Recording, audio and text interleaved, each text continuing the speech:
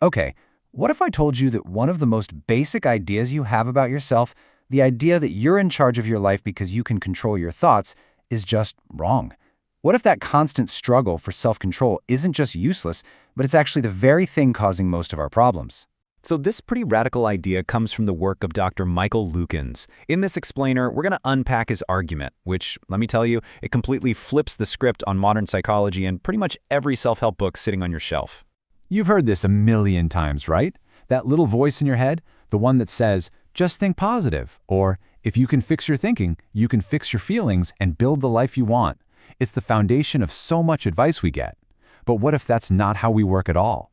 So, first up, let's really dig into why this whole idea of thinking your way to a better life might be built on some seriously shaky ground.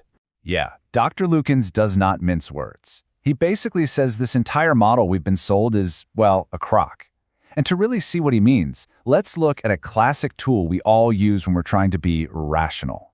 You know what I'm talking about. Think about the last time you had a huge choice to make. Maybe a new job, a big move, a relationship decision.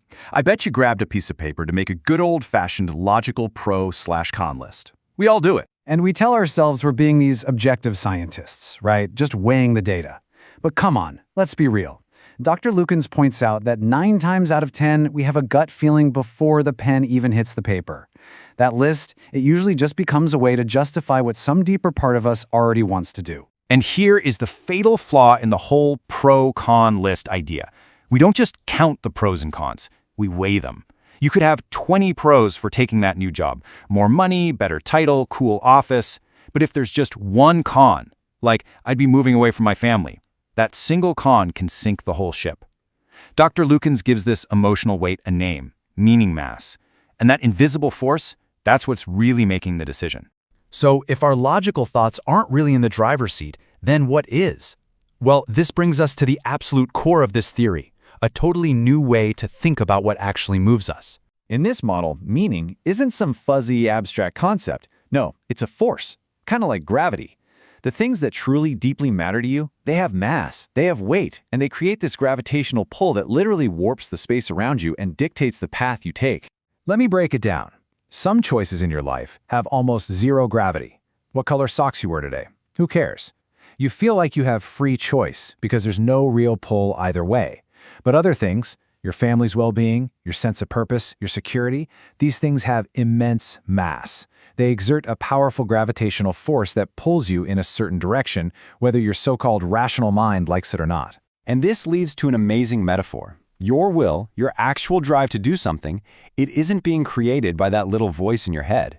That voice is just a backseat driver, narrating the trip and maybe yelling out suggestions, but the car is already being steered by the invisible gravity of what truly matters to you. Okay, so if meaning is the gravity that pulls us through life, then what are our feelings? This new perspective completely changes the game when it comes to our emotions.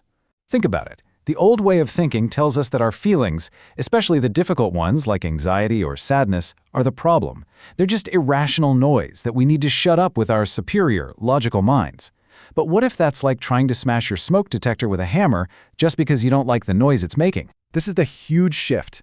The old view says feelings are problems, shut them down. The author's view says feelings are data. They are vital signals.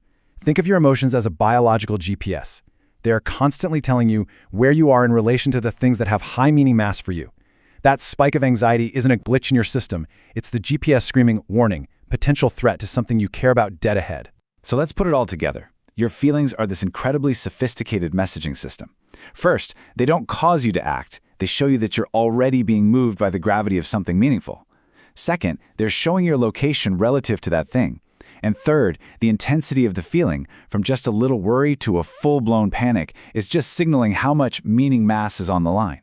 So trying to control your feelings, it's like tackling the mailman to the ground because you don't like the bill he's delivering. You're attacking the messenger instead of reading the message. All of this leads us to a completely new, and honestly a deeply liberating way of seeing who we are. Dr. Lukens even makes up a new word for this, emotioning. It's a verb. It gets rid of that old clunky thinking causes feeling causes action assembly line. Instead, emotioning is one single seamless process. The gravity of meaning, your goals, and the feeling signals from your internal GPS, it all works together instantly to create your will, your urge to act. And this brings us to a really profound takeaway. If this is how we operate, if we're just these complex systems responding to meaning, then our worth, our validity, it doesn't come from being rational or in control. We are valid simply because we exist.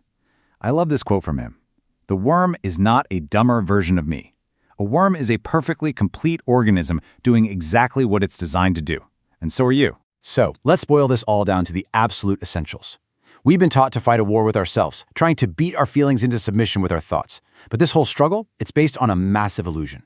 The real driver in your life is the gravitational pull of what truly has meaning for you.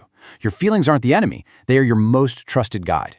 And when you finally stop fighting and start listening, you can trade that exhausting battle for a deep, powerful sense of self-acceptance. And that leaves us with one last big question to chew on. If you actually laid down your weapons, if you stopped trying to manage, regulate, and control your feelings, and instead just listen to them, what vital, life-changing message about what truly matters to you do you think you might finally hear?